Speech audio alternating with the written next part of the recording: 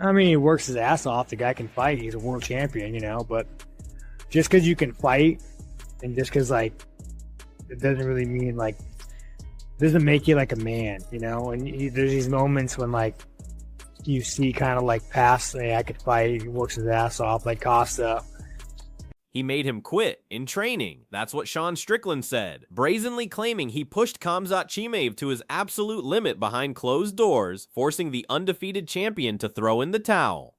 This wasn't locker room gossip. This was a public declaration, a direct shot fired straight at Chimaev's legendary toughness and unblemished record. The words immediately ignited a firestorm, challenging the very foundation of Chimaev's formidable reputation and sending shockwaves through the entire fight world.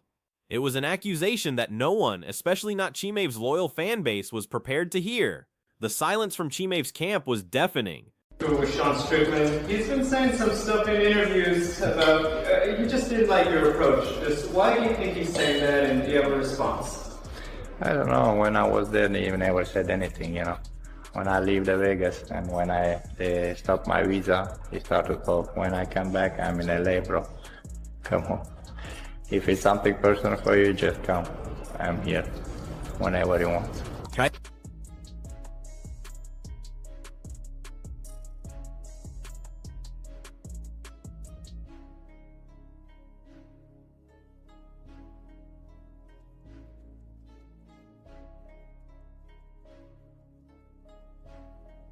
Strickland didn't stop there. He ramped up his campaign, openly and relentlessly demanding a shot at Chimaev, turning a potential fight into an unavoidable clash. He questioned Chimaev's heart, his commitment, and even his readiness to face true challenges, all while pushing for the ultimate showdown. This wasn't just typical trash talk. It was a calculated assault on Chimaev's persona, a sustained psychological war waged across every public platform. The pressure was mounting, forcing Chimaev into a corner that few fighters ever experience. Sean Strickland next. Guys, there's no debate. And I had 24 hours to think about this. Because here's what I don't want to do. I got to tell you, as an authority figure in this sport, I don't want to pan Chimaev. I don't want to do that. I respect him. I respect what he's done. I respect his patience. But Sean Strickland fought him in head-to-head competition. Now, a couple of things came out. I am behind the scenes, and I can tell you, guys tiptoe around Chimaev. Guys are scared of Chimaev. He has a presence. Sean Strickland said, man, I used to be in the gym with this guy. He's a punk.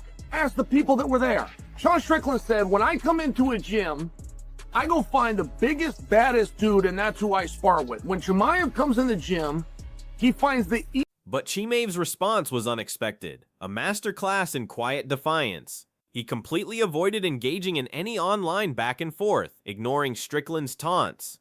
Instead, almost immediately after Strickland's callouts intensified, intense training footage began surfacing everywhere. Chimaev was seen grinding it out, pushing himself to the absolute limit in brutal gym sessions. This calculated silence, coupled with relentless work, spoke volumes, sparking excited whispers about a potential mega bout at UFC 300, a high-profile event fans desperately wanted. You're disrespecting everything that Fluffy Hernandez did. Fluffy Hernandez beat 9 men in a row. If Fluffy Hernandez beat Sean Strickland, that would be 10 in a row. 10 is the biggest number in the history of the UFC that anybody's had to do to get a title shot, and that distinction belongs to Merab. But to remind you, Merab was offered a title fight after 7. So the point that I'm making, if Fluffy Hernandez would have won and he would have gotten a title, we're being very disrespectful to the 9 men that Fluffy beat. We're being very disrespectful to the opportunity that Fluffy should have had. And when you play this game, it's the ultimate poker hand. You're all in. Whatever you got is on the line. You got a belt, it's on the line. It doesn't matter if you're undefeated and this guy's lost 5 fights. It doesn't matter if you're ranked number 1 and he's ranked number 8. When you get in there, it's all on the line, winner take all. Sean Strickland took it. Sean Strickland. Then came the singular, most direct answer from Chimaev himself regarding Strickland's constant taunts about his toughness. He fired back with a no-nonsense challenge, be patient. Chimaev urged Strickland to wait until his complicated visa problems were completely resolved, and everything was legally clear. Then, and only then, would they communicate and settle their dispute, not through words or social media posts, but with their fists inside the octagon, where it truly matters. This promise of a violent resolution escalated the rivalry even further. second, though, I do want to say I was with Khamzat last week on the Jackson podcast, and Khamzat Chimaev told me that he is 240 pounds, right? What do you weigh right now, Khamzat? What do you weigh? Come on. You can keep it a secret if you want. I don't know. That is gigantic. That is a good weight for a heavyweight, let alone a middleweight that fights at 185 pounds, 84 kilos. That would be a 55-pound weight cut that he has to go through.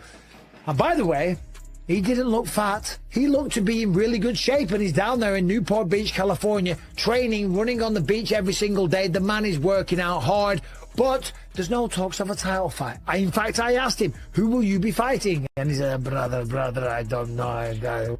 Chael Sonnen, ever the insightful analyst, spent an entire day dissecting this potential matchup, ensuring his opinion was free from any personal bias. He revealed an intriguing observation about Chimaev. Other fighters exhibit behavioral changes when Khamzat is in their presence. Sonnen stated Chimaev possesses an undeniable, almost palpable aura of dominance, a natural presence that commands immediate notice and respect from everyone in the room. This powerful, unspoken influence on his peers makes Chimaev a unique force in the sport, a psychological weapon before the first punch is even thrown. There certainly is some words, and Sean Strickland has beaten him before, beaten via decision. The reality is, who deserves it more? I don't know. Sean's only on a one-fight win streak, but he is a former champion. Imavov hasn't done that, right? The reality is, Chimaev has got to fight one of them. I know he's talking about going up to 205, or he's thinking about going up to 205, and making 185 from 240 pounds will be very hard, okay? But I would love to see him in there with Strickland, certainly when he says that he choked him out multiple times, and his lightweight training partner choked him out a bunch of times. And then you've got Strickland calling him a Chechen, all this type of stuff, right? Talking a lot of shit, talking a lot of smack, not afraid to poke the bear, shall we say, right? That fight's got to happen. I want to see it, you want to see it, the whole world would love to see it, right? So I think he's got to stay at 185 pounds. Sonnen then referenced Strickland's famous gym philosophy. Sean consistently seeks out the absolute toughest sparring partners, always aiming for the most brutal rounds possible. In stark contrast, Strickland characterized Chimaev as someone who would actually prefer easier, lighter sessions, avoiding true tests. This was a direct public challenge to Chimaev's presumed toughness and resilience, coming from a man widely recognized for his own brutal, no-holds-barred approach to training and fighting. It painted a picture of two vastly different mentalities colliding head-on. See the contender, do you think, next for the title in your mind that could potentially have the most challenge to Khamzat out of the possible contenders right now? Oh, it's hard to say. Like, I definitely think he has an argument now, especially because he's beaten Imavov and because of the way he put away Fluffy. But honestly, it's anybody's guess. You know, it's anybody's guess. The title fights and like contenders and that whole conversation is just so, random. Chael wasn't finished, delving into the broader implications of denying deserving contenders. He firmly stated that when you carefully look at a fighter's ascent, denying them an earned title shot isn't just disrespecting that individual. It unintentionally undermines and devalues every single rival they vanquished, every obstacle they overcame. He cited the challenging reality of accumulating consecutive victories in the UFC, making a powerful argument for meritocracy. This argument amplified the stakes, suggesting a title shot for Strickland was essential for the integrity of the division itself. You've been in there with Khamzat, man, and Sean Strickland's taking defense is pretty good, but we haven't seen him in there against, like, would you say Fluffy and Khamzat, it's two different levels when it comes to the grappling, would you say, like in terms of the way, the strength, and yeah. Absolute night and day. Like, having been in there with Chimaev and seen, and everyone who saw what he did to Drickus, like, it's not the same. It is not the same. Sonnen drove his point home with a compelling example, Fluffy Hernandez. He beat 9 men in a row. If Fluffy had beaten Sean Strickland, that would have been 10 consecutive wins, a number almost unheard of for a title shot. Denying such a fighter their opportunity, Chael argued, disrespects not only Fluffy but all 9 opponents he conquered. When you play this game, everything is on the line, he emphasized. This powerful analogy underscored the injustice of overlooking legitimate contenders, a clear message directed at the current situation. Chimaev and Sean Strickland should be the next middleweight title shot in the division, and I'm going to tell you why in today's video. My name is James Lynch. So Sean Strickland getting a huge win last weekend at UFC Houston in the main event, taking out Anthony Fluffy Hernandez by knockout. It was a picture-perfect performance here from Strickland, getting the third round finish, stopping Hernandez and his 8-fight win streak, and solidified himself as a contender in the weight class. And right now, at the time we're talking, there is not a fight booked yet for Khamzat Chimaev. There's been a couple rumors out there, but you heard Strickland after his fight with Fluffy Hernandez. We'll play a little snippet of it here. He talks about what he wants next when Michael Bisping asks him, and Strickland doesn't hesitate, talks about Chimaev. We're going to watch that clip here real quick. Next, Sean. I don't know, man. Chimaev probably gets off the bench here. I'd like a piece of that little Chechen. But you never know with him, bro. Yeah, so you can see there, he wants this fight. And then to go even further, Strickland at his media scrum before, of course, he was cut off, which I'm not a fan of, talks about how he made Chimaev quit in training. Now, I'm not usually a fan of fighters revealing things in the gym. I think that's bad practice, but this is only going to build up the... In this context, Chael contended that Sean Strickland undeniably deserved to face Chimaev next. Sean had just dominated and triumphed in his most recent contest against tough competition, putting his reputation and everything he'd built on the line. That unquestionable dominant performance, Chael asserted, meant Sean rightfully earned and truthfully ought to get the championship implications he fought for. The argument for Strickland was building an undeniable momentum, fueled by both performance and principle, making his claim increasingly difficult to ignore.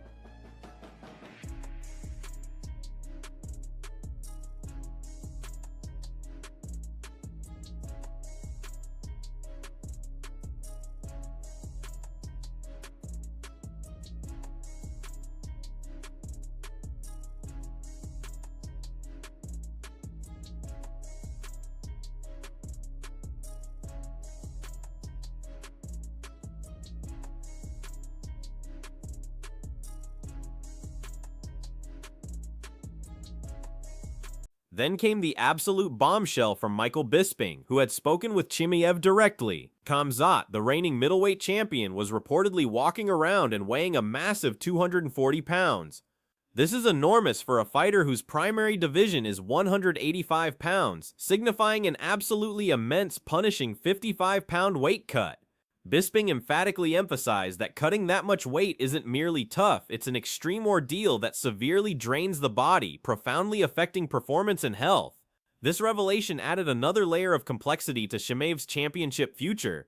Despite this shocking weight, Bisping made sure to confirm that Chimaev wasn't out of shape or getting soft. In fact, he was training hard in Temecula, California, looking sharp and staying active in the gym. The man was working out relentlessly. However, with no definite officially announced championship bout scheduled for Chimaev, who currently holds the middleweight title but lacks a clear confirmed opponent, the situation remained critically uncertain. This paradox of intense training without a clear target intensified the intrigue surrounding Chimaev's next move.